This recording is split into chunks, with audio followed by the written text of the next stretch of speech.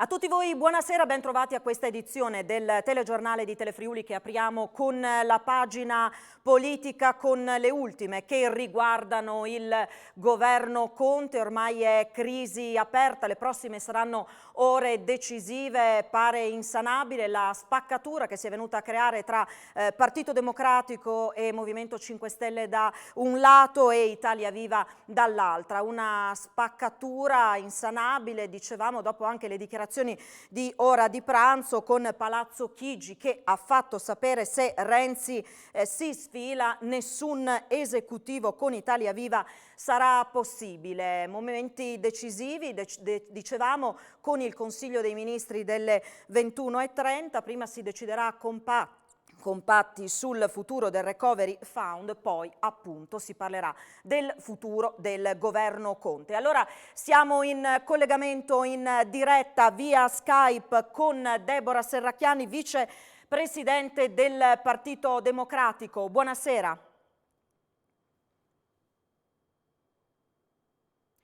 Quali allora le ultime da Roma? Chiedo in regia di alzare il livello dell'audio. Un po' le ricordava lei, insomma, c'è una situazione sicuramente di forte tensione, c'è la necessità, quella sì, di correre per approvare il recovery, e quindi il Consiglio dei Ministri di oggi si occuperà del recovery fund, che come è noto è anche profondamente cambiato. Io personalmente sono anche molto soddisfatta, mi occupo del tema del lavoro, sono raddoppiate le risorse, ce ne sono di più sulle politiche attive del lavoro, insomma sarà necessario veramente un grande investimento. Questo è importante che il governo lo approvi e che inizi l'iter parlamentare. Poi c'è un tema sullo sfondo purtroppo di crisi del governo che è ormai evidente e rispetto alla quale però il Partito Democratico ha una posizione molto netta. Noi riteniamo che sia sbagliata una crisi al buio in questo momento, quando le cose da fare sono tantissime. Dovremmo tutti preoccuparci del Paese, anche coinvolgendo l'opposizione. Sinceramente questo braccio di ferro ci sembra non solo inopportuno ma anche sbagliato. In questo momento la palla è nel campo di Renzi, che dovrà decidere del futuro delle sue due ministre. Secondo lei il governo ce la fa o è imminente la caduta?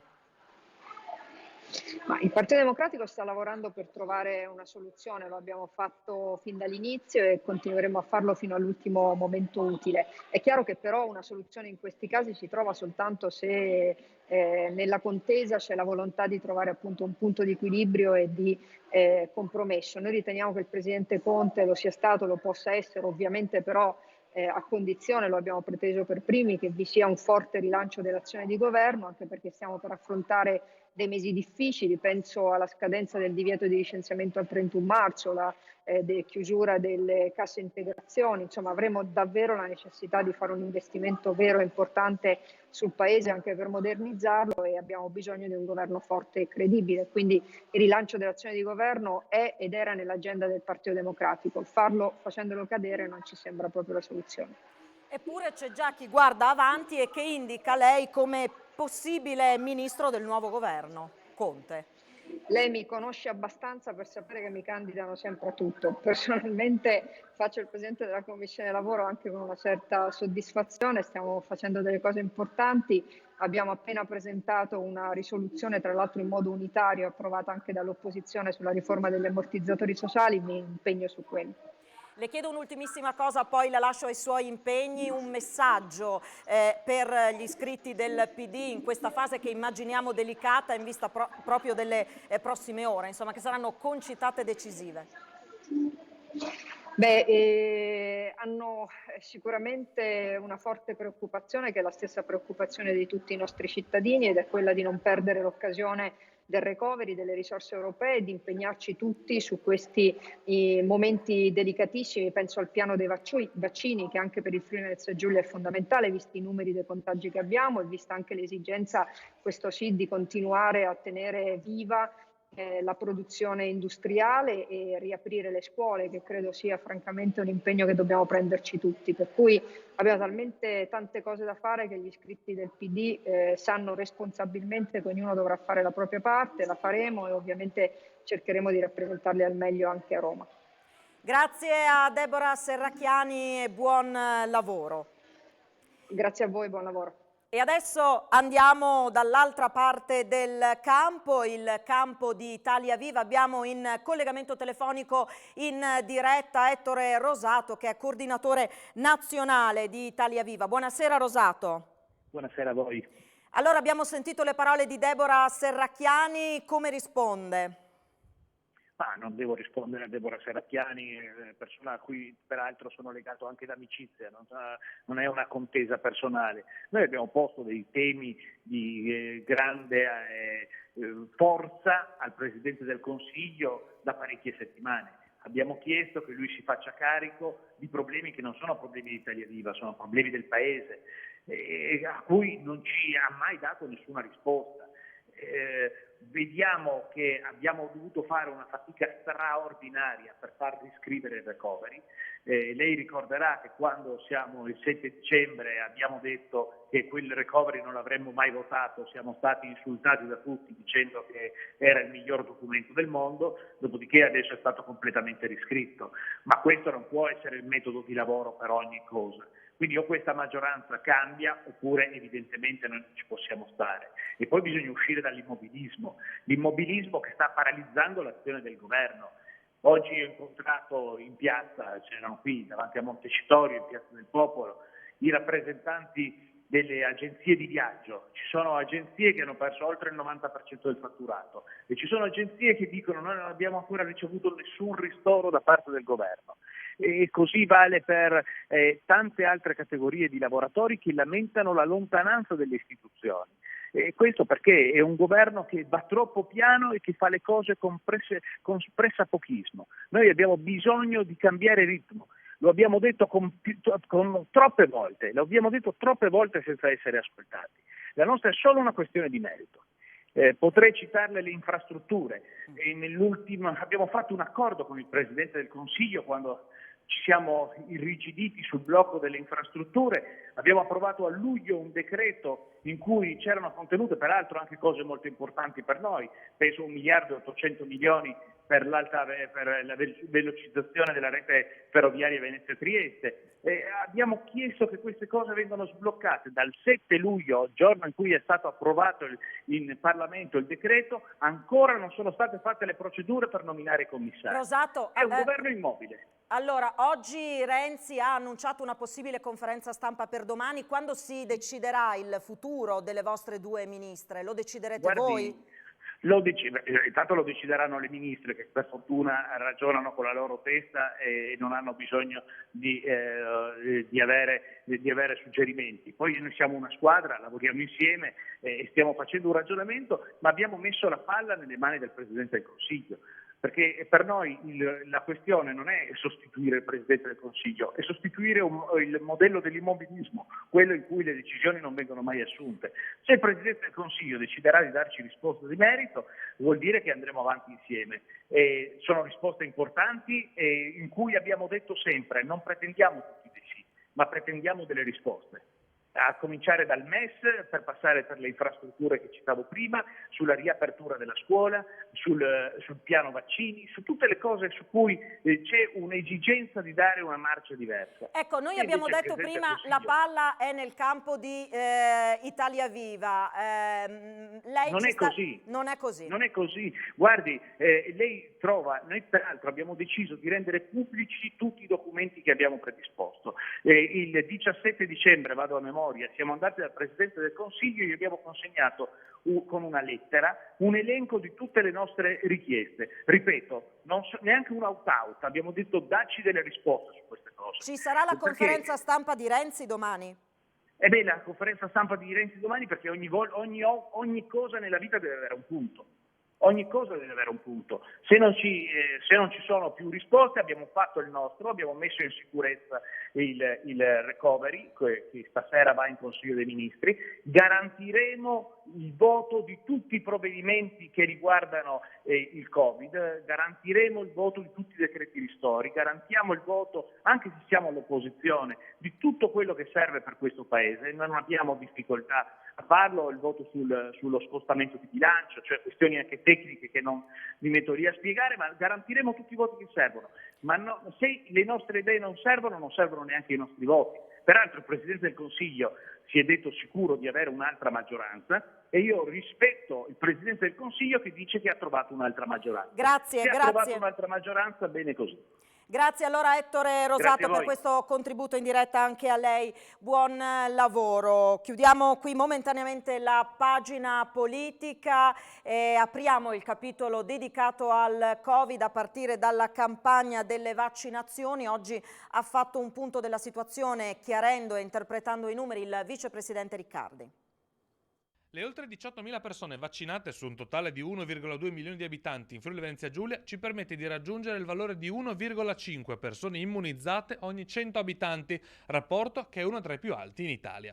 È quanto afferma il vicepresidente della regione Riccardo Riccardi commentando l'andamento della campagna in regione. Sono 18.628 i vaccini inoculati fino ad oggi pomeriggio in Friuli Venezia Giulia su 26.590 dosi disponibili, poco meno di 2.000 quelle consegnate oggi nel territorio.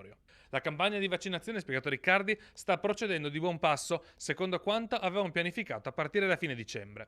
Fino ad oggi, per questa prima fase, abbiamo raggiunto la massima capacità vaccinale, tenendo conto che per ognuno è prevista una doppia somministrazione. Soddisfazione è stata espressa infine dal vicegovernatore per l'alta adesione al vaccino del personale della sanità pubblica regionale, il cui dato medio è pari al 70%, con punte del 96% tra i medici. Questa mattina, prosegue Riccardi, abbiamo parlato con la struttura commissariale, la quale ci ha assicurato che in Friuli Venezia Giulia verranno garantiti flussi di nuove dosi, di cui siamo in attesa di conoscere i dettagli. Ciò permetterà di continuare a lavorare sull'apertura delle agende per ampliare il più possibile la platea delle persone vaccinabili in questa prima fase. Poi dovremo capire come il piano nazionale intende procedere per immunizzare le altre categorie.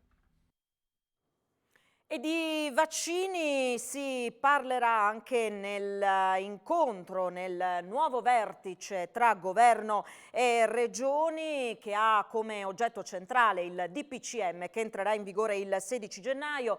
Il ministro per gli affari regionali Francesco Boccia ha convocato per giovedì alle 9:30 regioni, ANCI e UPI per fare il punto sui provvedimenti che entreranno nel decreto. Si parlerà, come detto, anche del piano vaccini. Proprio oggi sono arrivate nella sede dell'Istituto Superiore di Sanità le prime 47.000 dosi di vaccino Moderna destinato al nostro Paese. La distribuzione ai vari territori programmata per i prossimi giorni avverrà con i mezzi messi a disposizione da Poste Italiane, dando priorità alle regioni con un maggior numero di abitanti sopra gli 80 anni. Appena un anno fa questo virus era sostanzialmente sconosciuto, ora abbiamo già 2 vaccini approvati con la prospettiva breve che se ne aggiungano altri. Un traguardo impensabile, frutto di uno sforzo senza precedenti nella storia, ha commentato il presidente dell'Istituto Superiore di Sanità, il friulano Silvio Brusaferro. Ora le istituzioni, in Italia come nel resto del mondo, ha aggiunto, sono chiamate ad un'altra sfida epocale, quella di portare il vaccino a tutti i cittadini. E sono 20 oggi le persone che hanno perso la vita con il Covid in Friuli Venezia Giulia. Queste si aggiungono 2 morti pregresse relative a novembre e dicembre. I nuovi contagi sono 586 su 7.714 tamponi molecolari effettuati. A questi si aggiungono 61 casi già risultati positivi al tampone antigenico e confermati da test molecolare, con una percentuale di positività all'8,39%. 2016 test rapidi antigenici realizzati, in cui sono stati rilevati 168 nuovi casi, l'8,33%. I ricoveri nelle terapie intensive sono 68, quelli in altri reparti 671.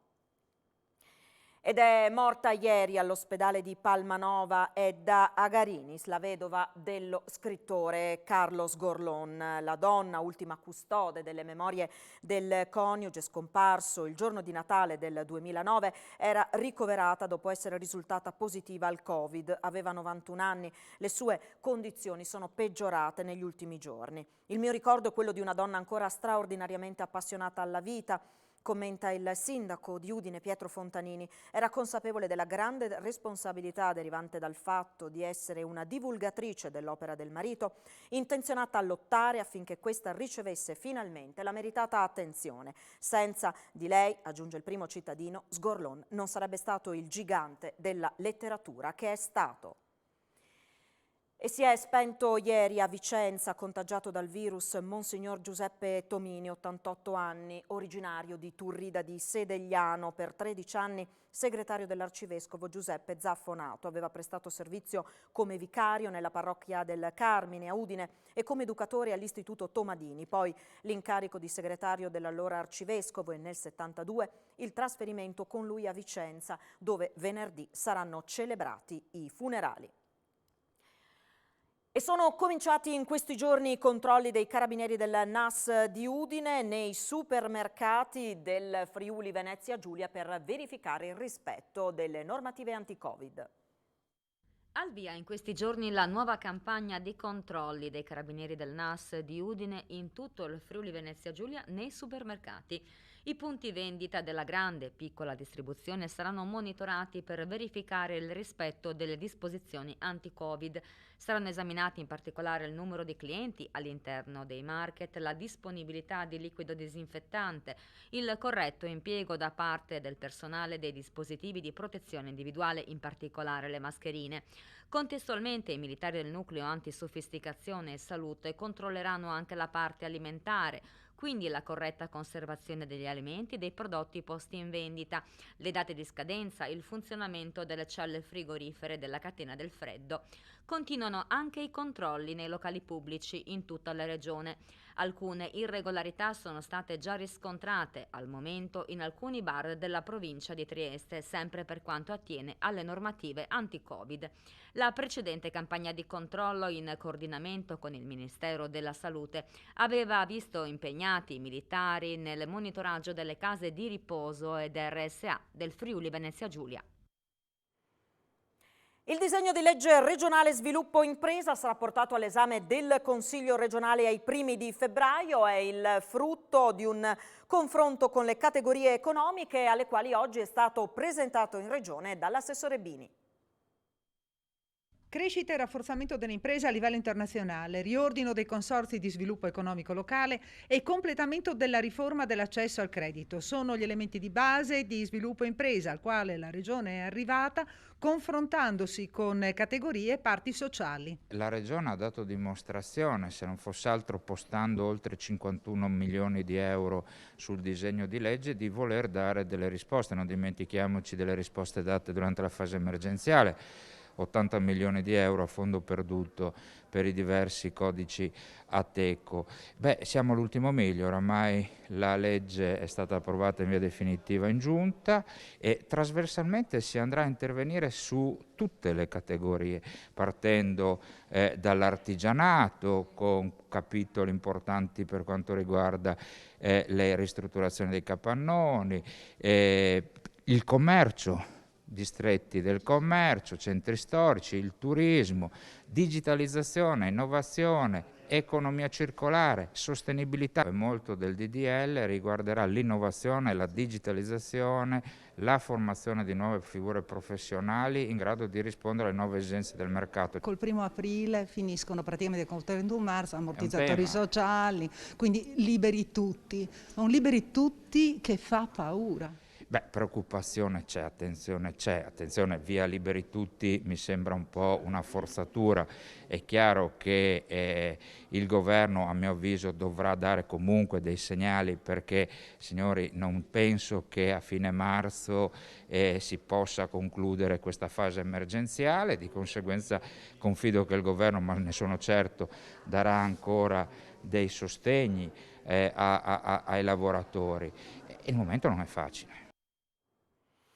Giudizio positivo da parte di Confindustria Udine nei confronti del disegno di legge sviluppo impresa. Riconosco che diverse delle nostre indicazioni, commenta la presidente Anna Mareschi Danieli, sono state recepite interamente, altre parzialmente, dalla promozione della digitalizzazione agli incentivi all'internazionalizzazione, dal ruolo di Friulia nel supporto alle politiche di filiera, alle misure specifiche rivolte al sostegno delle filiere di alcuni comparti come acciaio, automotive, cantieristica e nautica. A onor del vero, continua la Presidente, devo dire che avremmo voluto un maggiore riconoscimento del ruolo centrale dell'industria per la competitività del territorio, ma aggiungo anche che avremmo potuto ricevere molto meno, viste le problematiche che molti nostri colleghi di altre categorie, turismo e commercio in primis, si trovano ad affrontare. A nostro avviso, conclude Mareschi Danieli, restano ancora alcune criticità. Una di queste è rappresentata dalle norme sulla responsabilità sociale d'impresa, con riferimento anche all'incentivazione di nuovi modelli organizzativi d'impresa che potrebbero rappresentare un'interferenza nella autonomia della direzione d'impresa e nella autonoma capacità negoziale delle parti sociali. Ed ora i commenti dei rappresentanti delle altre categorie economiche presenti all'incontro di Udine Combini.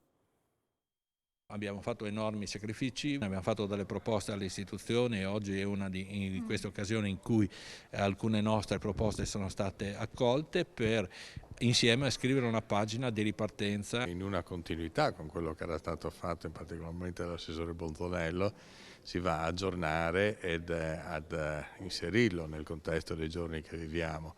Quindi questo è un fatto positivo perché ormai siamo da troppi anni abituati che appena c'è un cambio di amministrazione uno disfa, uno rifà, uno disfa, uno rifà. È una scelta strategica, necessaria, indispensabile, che poi si allineerà anche con quelle che saranno le scelte strategiche del Recovery Fund, che metterà tanti denari a disposizione delle imprese per passare al 4.0. Queste scelte che ha fatto la Regione, che ci ha presentato oggi l'assessore Bini, sono delle proposte veramente valide. Io spero che parta al più presto perché il mondo dell'artigianato, ma penso tutto il mondo del lavoro, aspetti con urgenza questi nuovi aiuti. Gli strumenti che si va a toccare interessano a 360 gradi la gestione dell'impresa e anche delle piccole e medie imprese, perché si va dall'accesso al credito, di sburocratizzazione, si cercherà di velocizzare, se si può ridurre le pratiche, no? Che un'azienda deve predisporre. Noi come Confesercenti siamo molto attenti alle microaziende, ai pubblici esercizi, ai negozi di vicinato. È un programma molto ricco e vedremo se tutto ciò che nelle sue intenzioni c'è per aiutare la categoria riuscirà ad essere poi a trovare forma.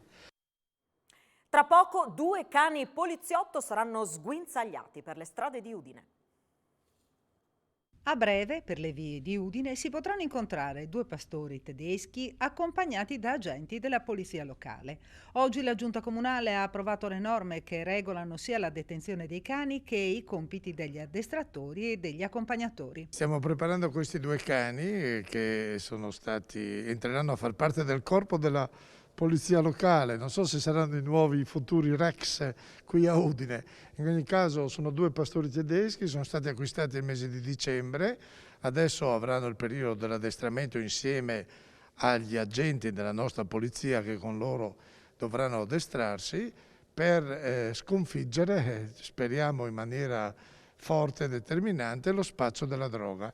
Abbiamo deciso ancora lo scorso mese di luglio con una delibera del Consiglio Comunale di dotarci, perché purtroppo Udine è toccata anche dalla piaga dello spaccio della droga. Sappiamo che c'è una zona particolare in città, è quella della stazione, quindi gente che arriva magari col treno e che poi subito cerca i clienti per quanto riguarda lo spaccio della droga. I cani saranno pronti a annusare e speriamo anche individuare queste persone. E a proposito di poliziotti a 4 zampe, la polizia locale di Pordenone e Cordenons, con l'aiuto del cane antidroga Conan, ha trovato a casa di un 18enne sacilese marijuana, 1.000 euro derivati dalla vendita dello stupefacente e anche un macete e un bastone estensibile. Il ragazzo è stato denunciato per spaccio e porto abusivi d'armi. Hanno spintonato e colpito con un pugno un nonno vigile che poco prima a bordo di un bus li aveva invitati a indossare la mascherina. Per questo motivo 2 minorenni di 15 e 17 anni dovranno rispondere in concorso del reato di lesioni personali aggravate. È accaduto a Trieste, l'uomo che ha subito anche un intervento chirurgico è stato giudicato guaribile in 30 giorni. Il Comune di Tavagnacco renderà obbligatoria la pulizia biennale delle canne fumarie e delle abitazioni private. La decisione arriva dopo il secondo incendio di una casa di legno nel territorio municipale. Sono continuate per tutta la notte e per tutta la giornata di oggi le operazioni di smassamento e messa in sicurezza dell'abitazione di Cavalicco di Tavagnacco, distrutta dalle fiamme a seguito di un incendio causato con ogni probabilità dal surriscaldamento della canna fumaria. Un comando come Udine ha sempre avuto durante le stagioni invernali, soprattutto con l'approssimarsi dei periodi a temperature più basse, abbiamo un notevole numero di interventi riconducibili a canne fumarie. Ci sono stati periodi negli anni scorsi dove siamo andati oltre i 150 interventi, l'anno scorso per la verità un po' meno. Quindi la raccomandazione qual è? Quella innanzitutto di realizzare impianti a regola d'arte, secondariamente quelli di tenerli in perfetta manutenzione e quindi anche in pulizia. La pulizia ha una duplice funzione: mantenere in efficienza l'impianto e soprattutto far sì che vengano eseguite delle verifiche qualora l'impianto non sia stato realizzato correttamente. Proprio in questi giorni avevamo in approvazione il regolamento di polizia locale che prevede proprio che siano fatti ogni 2 anni i controlli alle canne fumarie. Diciamo l'ottimo sarebbe ogni anno magari dare un'occhiata alla canna fumaria, però metteremo come obbligo ogni 2 anni il controllo e la documentazione da conservare agli atti. Intervento dei Vigili del Fuoco anche a Tricesimo, in Borgo Sant'Antonio, nel tratto di via Roma. Questo pomeriggio alcuni cittadini hanno segnalato un'alta colonna di fumo nero levarsi da un tetto. Si è trattato di un malfunzionamento di una caldaia e di un problema alla canna fumaria di un condominio. È stato necessario chiudere la strada. Infortunio sul lavoro questa mattina sulla rampa d'accesso al raccordo autostradale 13 a Trebiciano di Trieste. Un operaio di 42 anni di Basaldella di Campoformido è rimasto ferito mentre stava potando degli alberi. Un grosso ramo l'ha colpito al volto facendogli perdere i sensi e precipitare da un'altezza di 3 metri. Soccorso dal personale sanitario, è stato portato in ospedale al Cattinara. È grave ma non in pericolo di vita. E per finire lo sport con l'Udinese, domani inizia il ritiro punitivo, oggi i lavori sul campo si sono fermati, si muove invece a quanto pare il mercato. Mentre le acque attorno all'Udinese sono ancora mosse, i calciatori bianconeri hanno goduto oggi del giorno di riposo settimanale prima di salutare le rispettive famiglie e immergersi anima e corpo nel ritiro punitivo slittato a domani. I lavori al Bruseschi riprenderanno con una doppia seduta, al termine della quale la squadra si dirigerà con lo staff nell'hotel scelto dalla società. Lì bisognerà ritrovare la compattezza e la concentrazione per strappare sabato alla Samp punti importanti. Tutti sono in discussione, il mister in primis. Gotti anche a Genova dovrà fare i conti con numerose e pesanti assenze, soprattutto nel reparto avanzato. L'unico giocatore che può sperare di recuperare è Gerard Deulofeu, che ogni settimana illude e poi rimanda al rientro a causa del dolore al piede. Alla fine, però, buone nuove arrivano dal fronte societario, visto che la proprietà si sarebbe convinta della necessità di cercare la tanto agognata punta nel mercato di gennaio. Per ora si è parlato più che altro di sfoltimento della rosa, con Koulibaly già mandato in prestito alla Salernitana, Terave sta a titolo definitivo all'Utrecht e Nicolas che sta per accasarsi alla Reggina. Radiomercato ha parlato di possibile uscita anche per Kevin Lasagna nel mirino di un Benevento che, per volontà del suo allenatore, sarebbe in forte pressing sull'Udinese per avere l'attaccante. La situazione attuale del reparto offensivo, dopo gli ultimi infortuni di Pussetto e Forestieri e l'incertezza sulla disponibilità di Deulofeu, frenano ogni discorso, ma se qualcosa in entrata si muovesse... Gli uomini mercato bianconeri si sono messi alla ricerca anche di un difensore. L'assenza di Nuiting pesa e la coperta è comunque corta. Tanto più se qualcuno, tipo De Maio, dovesse partire. Tutti discorsi all'ordine del giorno e che vengono costantemente portati avanti. E sarà così ancora fino al 1° febbraio. Ci fermiamo qui, grazie per la vostra cortese attenzione e buon proseguimento di serata. Arrivederci.